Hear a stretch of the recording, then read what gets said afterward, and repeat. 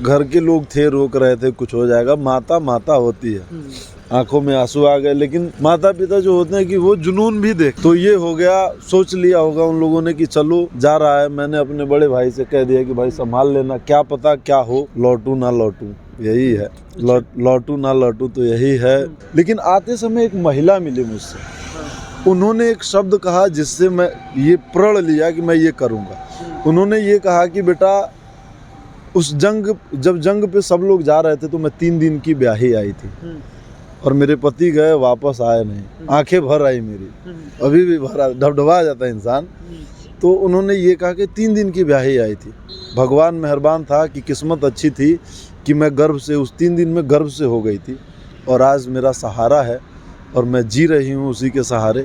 और किस्मत देखिए कि जो उनका लड़का था, उनके दो पुत्र थे, ये सोचिए। तो यही चीज़ मैंने कहा, थोड़ा सा ये हो जाता है, कोई बात नहीं कि सॉरी।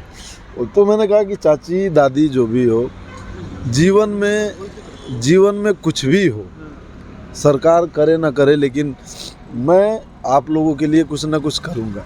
उन्होंने अपना घर दिखाया, बताया कि 15 साल से दीवार चली है, थोड़ा सा आ जाता है, छत है, दीवार चली है, लेकिन 15 साल से छत नहीं लगा था। मन टूट गया यार। मैंने कहा ये राइटिंग वाइटिंग करनी नहीं है, मुझे यही करना है। घर वाले मना करते रह गए कि यार तुम अभी यंग हो जाओगे, कुछ हो जाएगा।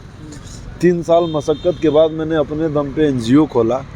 4.5 लाख रुपए लगे टोटल सेटअप करने में। पैसा कमाया, पैसा लगाया और आज 3 साल के लिए फिर से मैं इस त्याग पे जा रहा हूँ।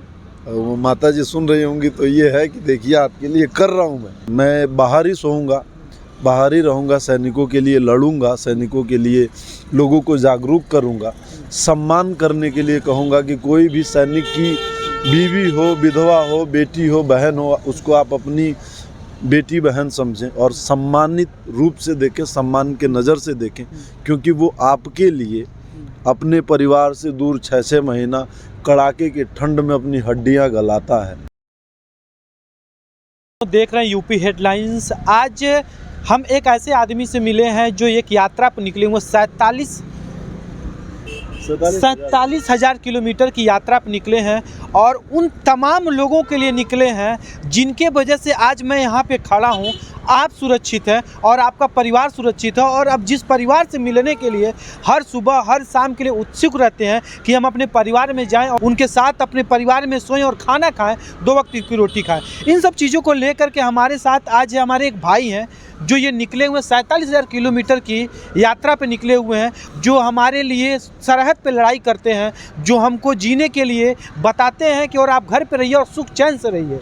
हम जंगल में हैं, हम बॉर्डर पे हैं और उन सभी तमाम लोगों से लड़ेंगे जो टेररिस्ट होते हैं। क्या नाम पड़ेगा भैया? सर मेरा नाम अभिषेक यादव है, देवरिया बरवाडी से रहने वाला हूँ और पेशे से एक लेखक हूँ। थिएटर आर्टिस्ट भी हूँ। फिलहाल इस समय साइकिल यात्री हूँ। साइकिल यात्रा क्या उद्देश्य है इस साइकिल यात्रा का? जो 47,000 किलोमीटर की जो यात्रा है आपकी, क्या क्या उद्देश्य लेकर के आप चलेंगे? इस यात्रा के दौरान मेरा एक खुद का NGO है, द इंडियन हीरोज ट्रस्ट। इस NGO के माध्यम से मैं पूरे भारतवासियों से 1 रुपये का अनुदान मांग रहा हूँ। प्रत्येक व्यक्ति 1 रुपये का अनुदान और 1962 के शहीद सैनिकों को सम्मान। इस NGO में एकत्र किए गए पैसे से जब वो एकत्र किया जाएगा, उस पैसे को कुछ न्यूट्रलाइज करके उस पैसे का पूरा फ़ायदा उन सैनिकों के परिवार में समर्पित कर दिया जाएगा। इसके साथ साथ 4 मांगे हैं जो सरकार से भी है और सरकार नहीं कर पाती है किसी कारणवश। तो ये वादा है कि इस ट्रस्ट के माध्यम से, आपके सहयोग के माध्यम से ये चारों मांगे मैं पूरी करूँगा। मांगे क्या है?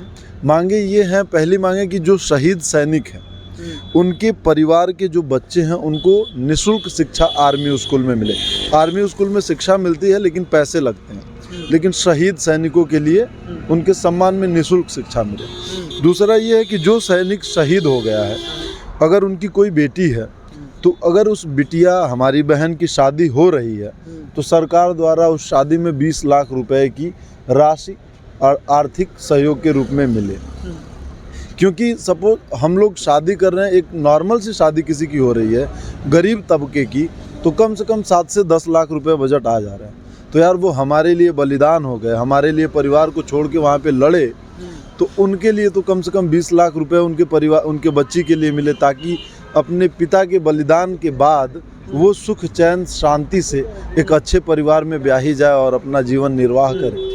अगला क्या? तीसरा ये है कि बहुत आपने देखा होगा कि पुलिस स्टेशन में, आज मेरी बात भी हुई है एक पुलिस अधिकारी से, तो उन्होंने ये कहा है कि जनरली जैसे हम लोग आ रहे हैं तो उसमें हम जज नहीं कर पाते हैं कि कौन मटायर्ड सोल्जर की बीवी है या कौन सोल्जर के परिवार से, तो हम सबके साथ एक ही भाव से ट्रीट करते हैं।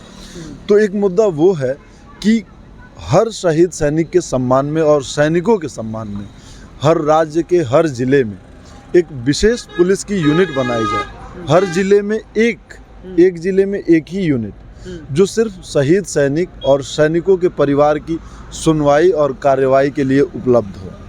जी, उसके आगे का जो मुद्दा है वो ये है कि आपने देखा होगा कि 18 साल की उम्र में लड़के भाग के जाके भर्ती होते हैं मेहनत करके और 6 महीने बाद शहीद हो जाते हैं। तो सपोज दैट कि किसी के बस माँ बाप हैं, बच्चे के भरोसे हैं और बच्चे की शादी नहीं हुई, जाके शहीद हो गए। आपने बताया कि आपका पेशा है, आप लेखक भी हैं, तो ये आपके अंदर इंस्पिरेशन कहाँ से आई? किन से आपने ये द्वारा सीख करके जो 47,000 किलोमीटर की यात्रा करके पूरे राज्यों को लेकर के आप जो भ्रमण करेंगे, उन तमाम जो देश के लिए शहीद होते हैं उन परिवारों के लिए, ये आपके अंदर, ये आपके दिमाग में कैसे आया? बहुत अच्छा सवाल पूछा आपने। ये एक बहुत अनोखी कहानी है। 2017 की बात है, मैं राइटिंग में नया नया प्रवेश किया था, कोर्स कर रहा था, तो राजीव चौक पे मैं रोज़ जाता था, कन्नाट प्लेस बैठ के वापस आ जाता था। तो एक CISF अधिकारी थे, उन्होंने आके पूछ दिया, नज़र रहती है उनकी सब पे, आगे उन्होंने पूछ दिया कि तू रोज़ आता है करता क्या रे? मैंने कहा सर मैं पेशे से एक थिएटर कलाकार था, अभी लेखन का कार्य कर रहा हूँ। तो उन्होंने एक बात कही, उन्होंने कहा कि यार एक बात पूछूं, बुरा तो नहीं? मैंने कहा नहीं सर बोलिए। उन्होंने कहा कि जीते हुए पे सब लिखते हैं, कभी किसी हारे पे कहानी लिखा है तुमने? मैंने कहा सर नहीं।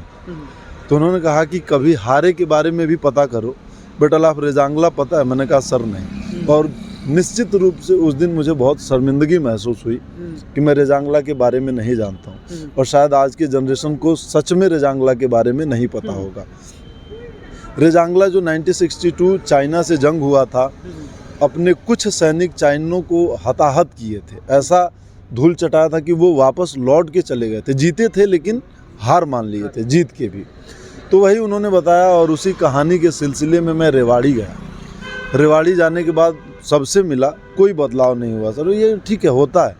लेकिन आते समय एक महिला मिली मुझसे, उन्होंने एक शब्द कहा जिससे मैं ये प्रण लिया कि मैं ये करूँगा। उन्होंने ये कहा कि बेटा उस जब जंग पे सब लोग जा रहे थे तो मैं 3 दिन की ब्याही आई थी, और मेरे पति गए वापस आए नहीं, आंखें भर आई मेरी, अभी भी भर, ढबढबा जाता है इंसान। तो उन्होंने ये कहा कि 3 दिन की ब्याही आई थी, भगवान मेहरबान था कि किस्मत अच्छी थी कि मैं गर्भ से, उस 3 दिन में गर्भ से हो गई थी, और आज मेरा सहारा है और मैं जी रही हूँ उसी के सहारे। और किस्मत देखिए कि जो उनका लड़का था, उनके दो पुत्र थे, ये सोचिए। तो यही चीज़ मैंने कहा, थोड़ा सा ये हो जाता है, कोई बात नहीं कि सॉरी। तो मैंने कहा कि चाची दादी जो भी हो, जीवन में कुछ भी हो, सरकार करे ना करे, लेकिन मैं आप लोगों के लिए कुछ ना कुछ करूँगा। उन्होंने अपना घर दिखाया, बताया कि 15 साल से दीवार चली है, थोड़ा सा आ जाता है, छत है, दीवार चली है, लेकिन 15 साल से छत नहीं लगा था। मन टूट गया यार। मैंने कहा ये राइटिंग करनी नहीं है, मुझे यही करना। घर वाले मना करते रह गए कि यार तुम अभी यंग हो जाओगे, कुछ हो जाएगा। 3 साल मशक्क़त के बाद मैंने अपने दम पे NGO खोला, 4.5 लाख रुपए लगे टोटल सेटअप करने में, पैसा कमाया, पैसा लगाया, और आज 3 साल के लिए फिर से मैं इस त्याग पे जा रहा हूँ। माता जी सुन रही होंगी तो ये है कि देखिए आपके लिए कर रहा हूँ मैं और करूँगा। अच्छा, और इस यात्रा पर निकल चुके हैं 3 साल के लिए। जी। क्या घर वाले ने रोका नहीं? आपकी शादी हो चुकी कि नहीं हो चुकी? नहीं, शादी नहीं हुई है, तभी तो मैं आज़ाद हूँ। अच्छा। घर के लोग थे, रोक रहे थे कुछ हो जाएगा, माता होती है। आंखों में आंसू आ गए। लेकिन माता पिता जो होते हैं कि वो जुनून भी देख, तो ये हो गया, सोच लिया होगा उन लोगों ने कि चलो जा रहा है। मैंने अपने बड़े भाई से कह दिया कि भाई संभाल लेना, क्या पता क्या हो, लौटू ना लौटू, यही है। लौटू ना लौटू तो यही है। अच्छा, एक बात बताइए, आप रास्ते में निकल चुके हैं जी।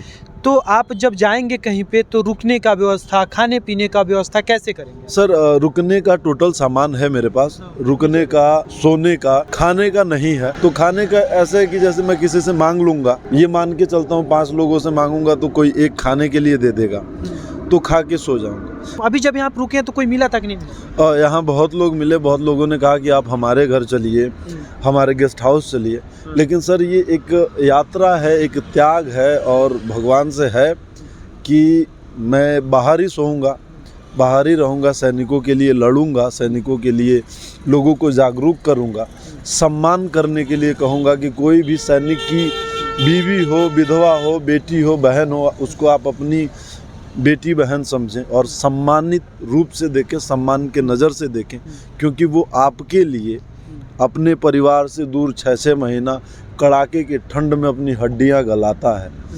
तो यही है सब लोगों से निवेदन, अनुरोध कि सर आप लोग सम्मान दें। बस थोड़ा सा जो आपका एनजीओ है, एनजीओ के बारे में थोड़ा सा दिखा दीजिए बाबू।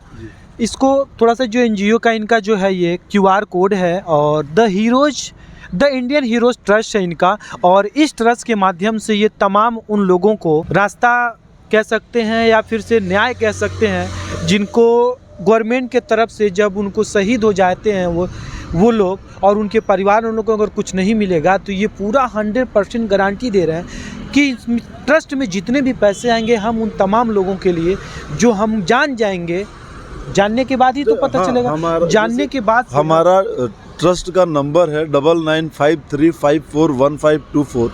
आप उस नंबर पे अपना नाम, अगर शहीद परिवार से हैं तो नाम, नंबर और शहीद का नाम और एक आर्मी का बैच नंबर आता है, वो डाल के मेंशन कर दीजिए। हमारी टीम उसको अपने डेटाबेस में रखेगी और जिस दिन हम उस लायक सक्षम बनेंगे, हम गारंटी देते हैं कि आपकी बहन हमारी बहन, आपकी बेटी हमारी बेटी और आपका बच्चा हमारा भाई, हम भरसक 100 to 100% कोशिश करेंगे कि निःशुल्क शिक्षा दिलाने का प्रयत्न करें। उनके शादी में हम खुद आर्थिक सहयोग करें और अगर पीड़ित हैं तो हम उनके साथ जाके प्रशासन से लड़ के उनको न्याय दिलाने की कोशिश करें। अच्छा, जो अभी आप देख सकते हैं कि तकरीबन 8 बजने वाले हैं, रात का हो चुका है और ये देवरिया से आए हुए हैं, ज़्यादा दिन नहीं हुआ है और इनका ये सोने का जो इनका सेटअप है, इन्होंने सेटअप भी बना लिया है, यहाँ पे बैठने का भी बना लिया है। लेकिन ये सारी चीज़ें जो हैं अपनी लेके चल रहे हैं, बोल रहे हैं ये सारी चीज़ें, क्योंकि काफ़ी मच्छर लग रहे हैं और अंदर घुस जाएंगे तो फिर रात में ये सो नहीं पाएंगे।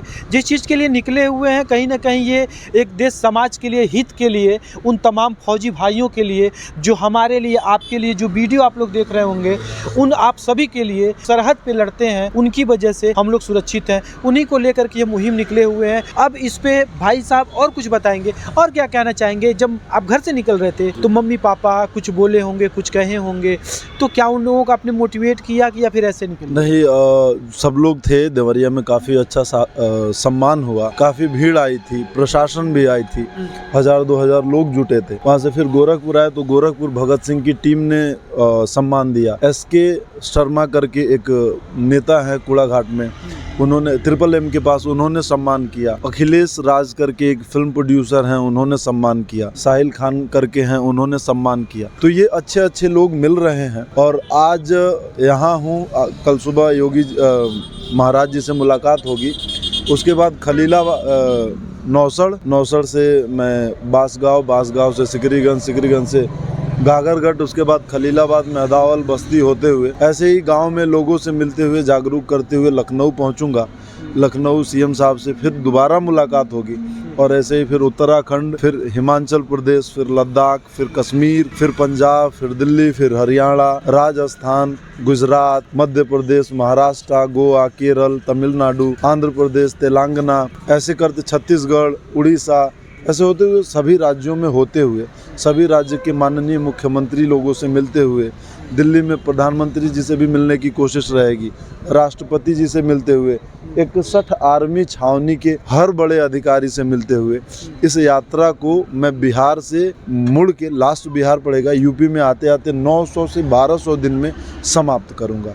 और मैं चाहूँगा कि आप लोग अपना आशीर्वाद बनाए रखें। मेरे इस QR कोड NGO में एक व्यक्ति 1 रुपये का अनुदान दे। और मेरे लिए अगर मेरे साथ जुड़ना चाहते हैं तो गूगल पे आप सर्च करिए CYCLERANDA,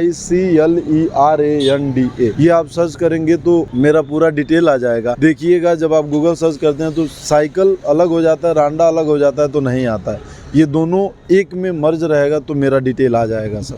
तो आप उस पर हमारे साथ जुड़िए, हमारा हौसला अफजाई कीजिए, हमारा सहयोग कीजिए, बस यही